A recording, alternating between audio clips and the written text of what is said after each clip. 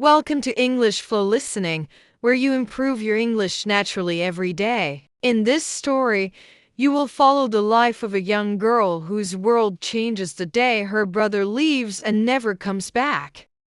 Through simple language and powerful emotions, you will learn new words, understand real-life conversations, and feel deep connections. Listen carefully, read along, and repeat after the sentences to practice your pronunciation. This story will not only help your English, but also touch your heart and make you think about love, family, and understanding in your daily life and growth. My name is Sophia, and I am 27 years old. I live in a small apartment in a quiet part of the city, where life feels slow and calm on the outside. Every morning, I wake up early, make a cup of tea, and sit by the window before starting my day. From a distance, my life looks peaceful and simple.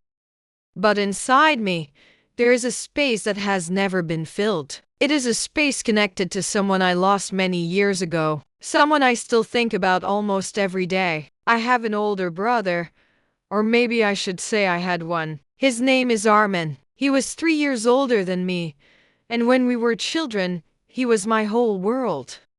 He was not just my brother, he was my best friend, my protector, and sometimes even my teacher. When I was afraid of the dark, he would stay with me until I fell asleep. When I had problems at school, he would always find a way to make me smile again. He was strong, confident, and full of life. Everyone liked him, and I admired him more than anyone else. At first, everything in our life felt warm and happy. We lived in a small house with our parents. It was not a perfect life, but it was enough. We had dinner together every night. We laughed, we shared stories, and we supported each other. Those were the days when I believed nothing would ever change. But slowly, things began to feel different. As my brother grew older, he started to change. At first, it was small things. He spent more time outside and less time at home. He stopped talking as much during dinner. Sometimes he looked tired even when he had done nothing all day. I noticed these changes, but I did not understand them. I thought it was just part of growing up. But then, the distance between us became bigger. He stopped telling me about his life. He no longer shared his thoughts or his dreams. When I tried to talk to him, he would give short answers or say he was busy. The brother who once stayed up all night talking with me was slowly disappearing. In his place was someone quiet, someone distant. At that time, I felt confused and a little hurt. I did not know what I did wrong. I tried to be closer to him, but it felt like there was an invisible wall between us. The more I tried, the further he seemed to go. My parents noticed it too, but they did not talk about it much. Sometimes I heard them whispering late at night. Their voices were soft, but I could feel their worry. Something was wrong, but no one wanted to say it out loud. Then one day, something happened that I will never forget. It was a normal afternoon. The sun was bright and everything looked peaceful. I came home from school expecting to see my brother in his room or sitting in the living room, but the house felt strangely quiet. At first, I thought he had gone out again. That was not unusual. But then, I noticed something strange. His door was open and the room inside looked empty. I walked slowly to the doorway and looked inside. His clothes were gone. His bag was missing. The small things he always kept on his desk were no longer there. My heart started to beat faster. I ran to my mother and asked, "Where is Armin?" She looked at me for a moment, but she did not answer right away. Her face was pale and her eyes looked tired. "He left," she said quietly. I did not understand. "What do you mean he left?" I asked. She looked away and said nothing more. At first, everything felt unreal. I thought maybe he would come back in the evening like always. I told myself there must be a simple explanation. Maybe he just needed some time. Maybe he would return and laugh about it. But deep inside, I felt something heavy. That night, his chair at the dinner table was empty. The house felt colder, and for the first time in my life, I realized something important. My brother was gone, and no one knew when or if he would ever come back. That night, I could not sleep at all. I kept looking at the empty bed across from mine, hoping to hear the sound of my brother's footsteps in the hallway. I told myself it was just one day. Maybe he needed space. Maybe he would come back in the morning with a simple explanation. But morning came and the house was still quiet. At first, everything felt confusing, like a dream that I could not wake up from. I went to school, but I could not focus. My friends were talking, laughing, living their normal lives, while my mind was somewhere else. Every small sound made me turn my head, hoping it was him, but it never was. Days passed slowly. My parents avoided the topic. When I asked questions, they gave short answers. He just needed to leave. He will be okay. Don't worry too much. But their voices did not sound calm. They sounded tired and afraid. The more they avoided the truth, the more I wanted to understand. Slowly, the silence in our house became heavier. My father spent more time outside. My mother looked lost in her thoughts, and I felt like I was standing in the middle of something I did not understand. One evening, I decided to go into my brother's room. At first, I hesitated. It felt wrong, like I was entering a space that still belonged to him. But I needed answers. I needed something that could explain why he left. The room was almost empty, but not completely. There were still a few things he forgot to take. A book on the shelf, an old jacket hanging behind the door, and on the desk, there was a small box. I walked slowly toward it. My hands felt cold as I opened it. Inside, there were small things, old photos, a broken watch, and some folded papers. I picked one of the papers and opened it carefully. It was not a letter. It looked more like a note. The handwriting was his. My heart started beating faster as I read the words. "I'm sorry. I can't stay here anymore." I stopped for a moment. The words felt simple, but they carried something deep, something painful. I continued reading. "I don't want to hurt anyone, but I feel like I don't belong here anymore." My chest tightened. I read the lines again and again, trying to understand what he meant. Not belong? How could he feel that way? This was his home. We were his family, or at least, that's what I believed. That night, I sat on his bed, holding the note in my hands. For the first time, I began to see things differently. I remembered the way he stopped talking to us, the way he avoided eye contact, the way he seemed lost even when he was at home. Maybe he had been struggling for a long time, and maybe none of us noticed. That thought hurt more than anything else. The next day, I tried to talk to my mother again. This time, I showed her the note. Her face changed immediately. She looked at the paper, then at me, and then she turned away. "You shouldn't go through his things," she said softly. "But I need to understand," I replied. "Why did he feel this way? Why didn't he tell us?" She did not answer. Instead, she walked to the window and stood there in silence. I could see her shoulders moving slightly. She was trying not to cry. At that moment, I realized something important. My mother knew more than she was telling me. "There's something you're not saying," I said carefully. She closed her eyes for a moment. Then she whispered, "Some things are too painful to talk about." Her words stayed in the air. Too painful? That meant there was a truth behind all of this. A truth that no one wanted to face. From that day, I could not stop thinking about it. My brother did not just leave. He left because of something. Something serious. Something that changed him. The quiet life I once knew began to feel like a lie.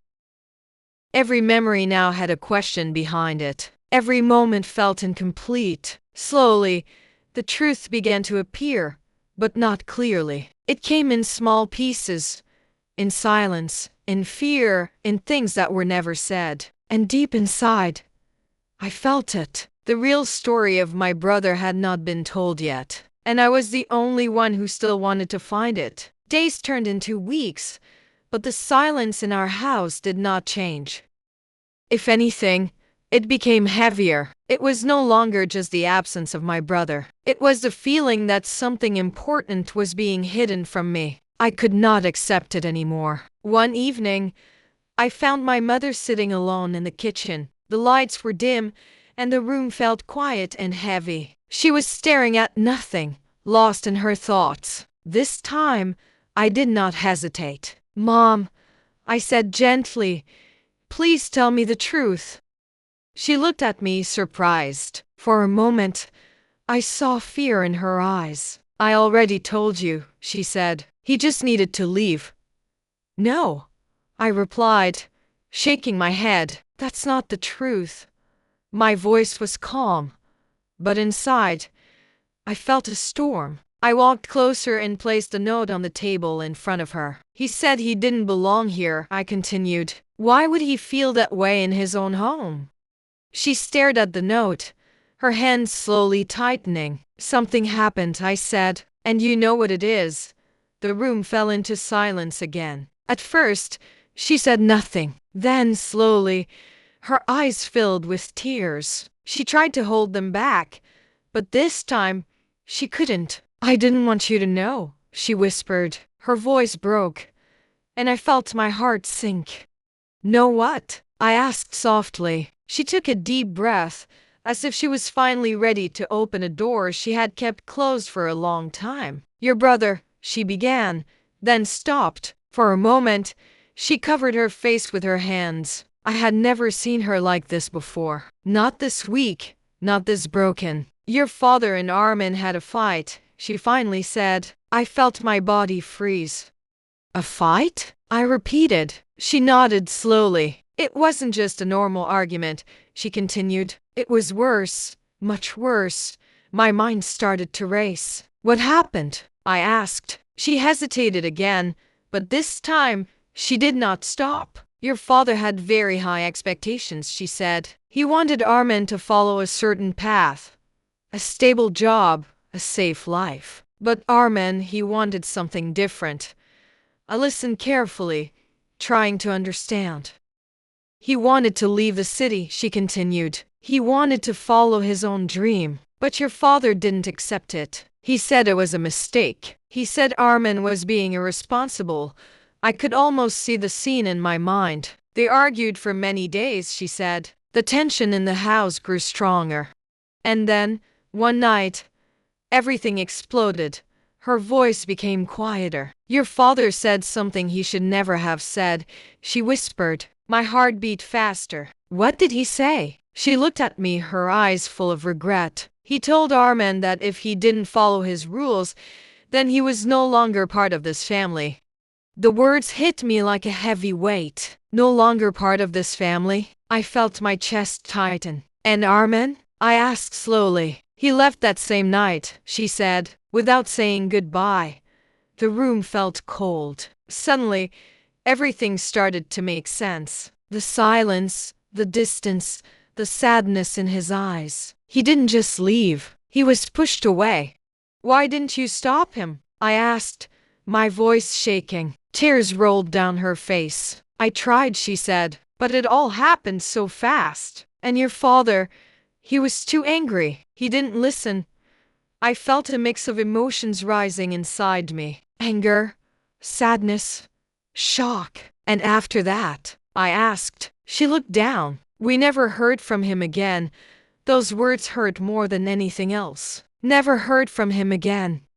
For years, I believed my brother chose to leave us. But now, I saw a different truth. He left because he felt rejected, because he felt like he didn't belong. I sat down slowly, trying to process everything. My whole life, I thought I understood my family. But now, I realized I had only seen the surface. "I wish I had told you sooner," my mother said quietly, "but I was afraid. I didn't want you to hate your father. I didn't want to break our family more than it already was." I looked at her. For the first time, I saw her not just as my mother, but as someone who had been carrying pain for many years. But that didn't change the truth. A deep silence filled the room again. Then, I said something I had never said before. "I'm going to find him." She looked at me, surprised. "I don't know where he is," she said. "I'll try," I replied. "I have to, because now I understood something clearly. My brother didn't disappear. He was lost. And maybe he was still waiting to be found." That night, everything felt different. I sat alone in my room, thinking about everything my mother had told me. The truth was heavy, but it also made things clearer.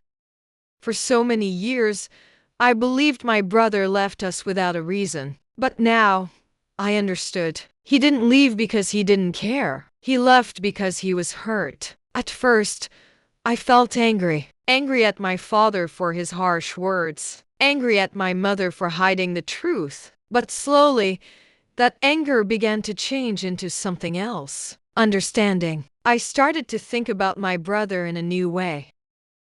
I remembered his silence, his distance, his tired eyes. Maybe he had been struggling for a long time, and no one truly listened. The next morning, I made a decision. I was going to find him. Not because I had all the answers, but because I needed to try. I began with the small things. I went through his old belongings again, carefully this time. In the small box, I found something I didn't notice before.